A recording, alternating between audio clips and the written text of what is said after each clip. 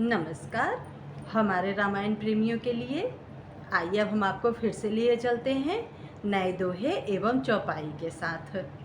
जोगी जटिल आकाम मन नगन मंगल वेश, अस स्वामी यही कह मिलही परिहस्त असी रेख। मंगल भवन अमंगल हारी, आद्रवहु सुदशरथ अजीर बिहारी। सुनि मुनि गिरा सत्य जिय जानी, अदुख दंपति ही उमा हरसानी। नारदहु यह भेद न जाना, अवदशा एक समुझब बिलगाना। सकल सखी गिरजा गिरी मैना, अव पुलक शरीर भरे जल नैना। अव होई न मृषा देव ऋषि भाषा, उमा सुवचनु हृदय धरी राखा। उपजहु शिव पद कमल सनेहु, अब मिलन कठिन मन भा संदेहु। अब जाने को अवसर प्रीत दुराई, अब सखी उछंग बैठी पुनि जाई। झूठी न होई देव ऋषि बानी, अब सोचहि दंपति सखी सयानी। उर्धर धीर कहै गिरिराऊ, अब कहु नाथ अब करी क्या उपाऊ। आइए इसकी हिंदी बताने जा रहे हैं। नारद ने कहा, जटाधारी निष्काम हृदय नंगा और अमंगल वेश वाला ऐसा पति इसको मिलेगा। इसके हाथ में ऐसी ही रेखा है। नारद मुनि की वाणी सुनकर और उनको हृदय में सत्य जानकर पति पत्नी हिमवान और मैना को दुख हुआ और पार्वती जी प्रसन्न हुई। नारद जी ने भी इस रहस्य को नहीं जाना, क्योंकि सबकी बाहरी दशा एक सी होने पर भी भीतरी समझ भिन्न भिन्न रहती है। सारी सखियां पार्वती, पर्वतराज, हिमवान और मैना सभी के शरीर पुलकित थे और सभी के नेत्रों में जल भरा था। देवर्षि के वचन असत्य नहीं हो सकते, यह विचार कर पार्वती जी ने उन वचनों को हृदय में धारण कर लिया। पार्वती को शिवजी के चरणों में स्नेह उत्पन्न हो गया, परंतु मन में वह संदेह हुआ कि उनका मिलन कठिन है।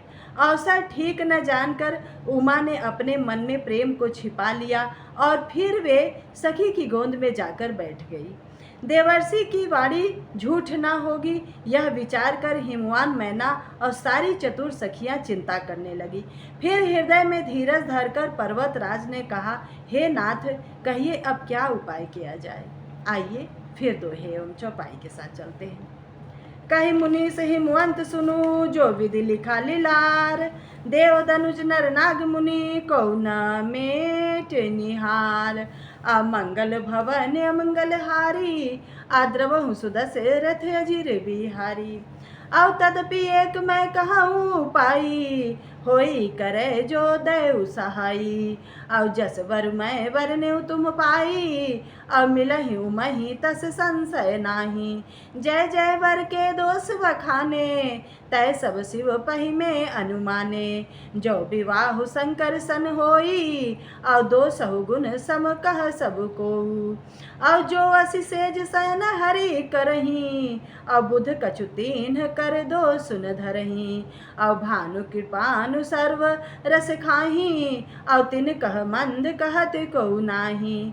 शुभ अरु अशुभ सलील सब बहई, अब सुर सरि को अपुनीत न कहीं। समरथ कहु नहीं दोष गोसाई, और रवि पावक सुर सरी की नाई। आइए फिर हिंदी बताने जा रहे हैं। मुनीश्वर ने कहा, हे हिमवान सुनो, विधाता ने जो ललाट पर लिख दिया है उसको देवता, दानव, मनुष्य, नाग और मुनि कोई भी नहीं मिटा सकता। तो भी एक उपाय मैं बताता हूँ, यदि देव सहायता करे तो यह सिद्ध हो सकता है। उमा को वर तो निसंदेह वैसा ही मिलेगा जैसा मैंने तुम्हारे सामने वर्णन किया है, परंतु मैंने वर के जो जो दोष बतलाए हैं मेरे अनुमान से सभी शिवजी में हैं। यदि शिवजी के साथ विवाह हो जाए तो दोषों को भी सब लोग गुणों के समान ही कहेंगे। जैसे विष्णु भगवान शेषनाग की सैया पर सोते हैं तो भी पंडित लोग उनको कोई दोष नहीं लगाते। सूर्य और अग्निदेव अच्छे बुरे सभी रसों का भक्षण करते हैं, परंतु उनको कोई बुरा नहीं कहता। गंगा जी में शुभ और अशुभ सभी जल बहते हैं, पर कोई उन्हें अपवित्र नहीं कहता। सूर्य, अग्नि और गंगा जी ही के भांति शिव भगवान भी ऐसे ही सदैव तत्पर और विराजमान रहेंगे और ललाट पर उनके शौर्य उड़ते रहेंगे। आइए फिर दोहे एवं चौपाई के साथ चलते हैं।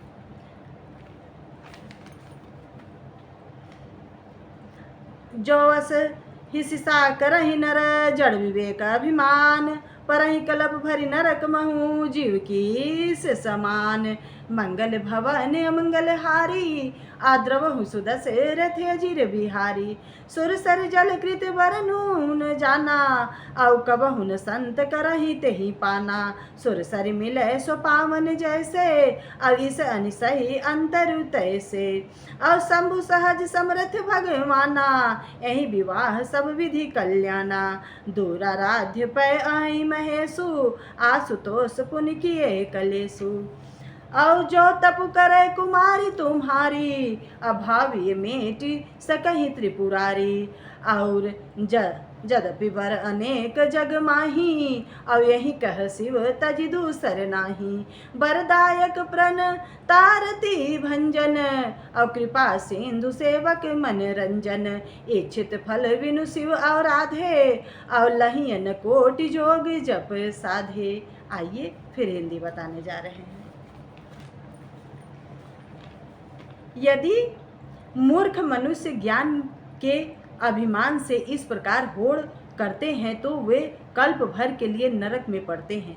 भला कहीं जीव भी ईश्वर समान सर्वथा स्वतंत्र हो सकता है? गंगा जल से भी बनाई हुई मदिरा को जानकर संत लोग कभी नहीं उसका सेवन करते हैं। यदि वह गंगा जल में मिल जाए तो उसे पवित्र मान लेते हैं। ईश्वर और जीव में भी वैसा ही भेद है। शिव जी सहज ही सर्वर्थ हैं, क्योंकि वे भगवान हैं, इसलिए इस विवाह में सब प्रकार से कल्याण है। परंतु महादेव जी की आराधना बड़ी कठिन है, फिर भी तप करने से वे बहुत जल्दी ही संतुष्ट हो जाते हैं। यदि तुम्हारी कन्या तप करे तो त्रिपुरारी महादेव जी होनहार को मिटा सकते हैं। यद्यपि संसार में वर अनेक हैं, पर उसके लिए शिव जी को छोड़कर दूसरा वर नहीं है।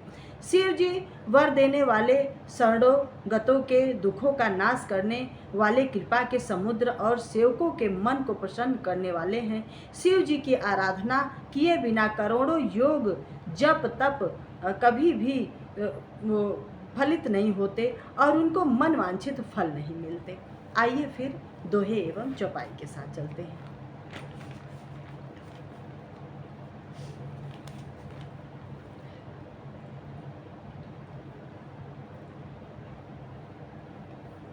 अस कही नारद सुमिर हरि, गिरिजहि दीन आशीष।